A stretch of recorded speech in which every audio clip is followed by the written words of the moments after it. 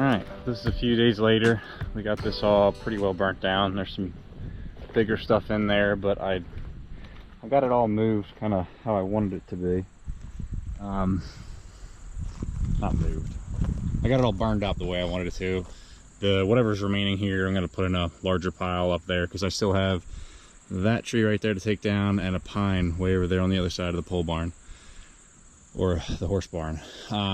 But right now what I'm doing is laying out this riding arena. So I have posts on each corner, one right there, really hard to see, one up there, one right next to the side-by-side or right in front of it, and then one right here. This will be, it's gonna be, what did I put, 75 foot wide and 160 foot long. I guess the normal dressage riding arena is like 66 foot wide and 100 or 200 foot long, but I'm not doing one that size. So I'm gonna leave it 66 foot wide, 130 foot long, and I think that's like a practice size or whatever. I don't care that much. But on the back side of that, I think is going to be just 30 foot of storage for stuff. I can put stuff on flat ground there. Maybe even use it as a shooting range, a big berm with the cut. We'll see. I just measured these all out though with the laser. It's at the top up there. So that'll be the baseline. That stick up there, we consider that 0 feet. The laser was 30 inches above that, so we subtracted 30 inches from all of our measurements at base ground. This one here, from the bottom of that pole, is minus 14.5 feet. So this is 14.5 foot lower than up there, which is ridiculous. I think that one was 9 foot and that one was 5 foot. So we got a lot of cut to do here.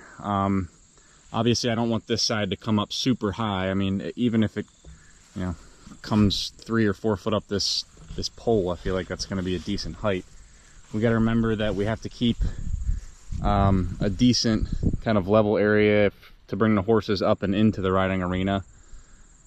So I'm kind of laying this all out in my head. I really don't know what this is going to look like yet, but I usually don't until I start moving dirt. It's going to be semi-square with the barn and the house. Not that that really matters, but I guess it'll look good from Google Earth. So, yeah, this is just a rough kind of guesstimate. I'm thinking that I'm probably going to be... So 14.5 feet seems like a lot, right? But what you generally do for a cut and fill is you cut that number in half. That's your cut, and then your fill is the other half. So around 7-ish foot would be the cut. The fill would be 7-ish foot. I'm probably not even going to do that, honestly, because that's a lot of dirt to move, and I don't want this bottom corner over here being 7 foot high. That's absurd. So I don't really know what I'm going to do yet. We may have to cut a little bit deeper and find somewhere to put the waste, but then that's a pain. I could stuff it all in through here, but I don't know yet. We'll figure it out.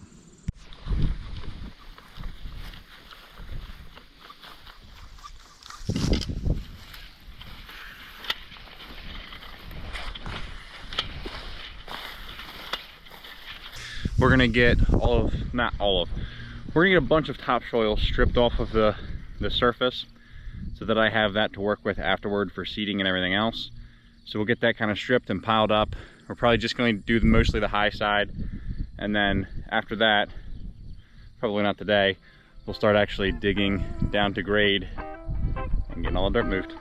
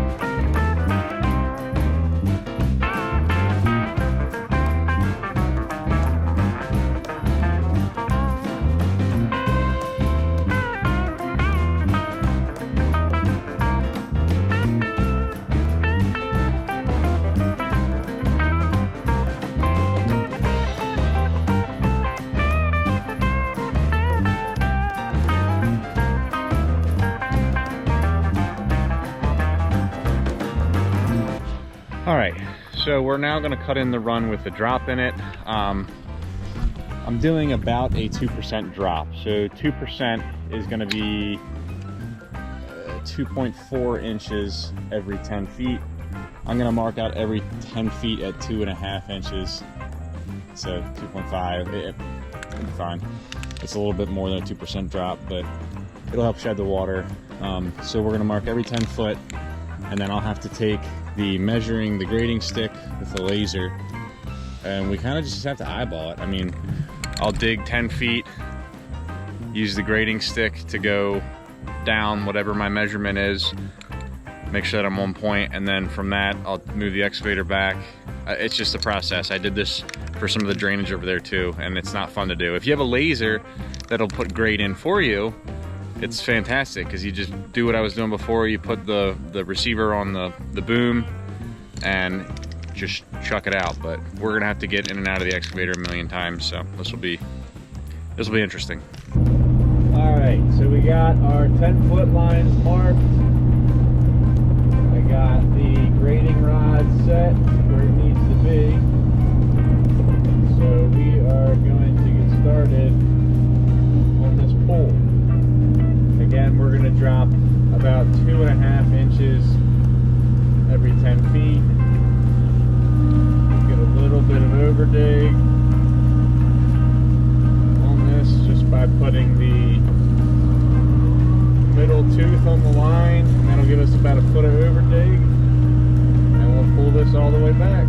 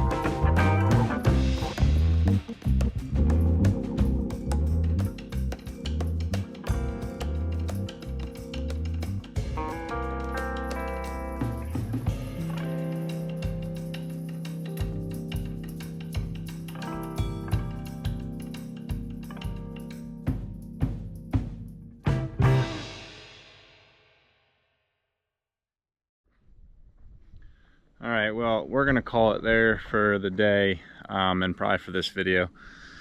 The other day I got this all trenched out.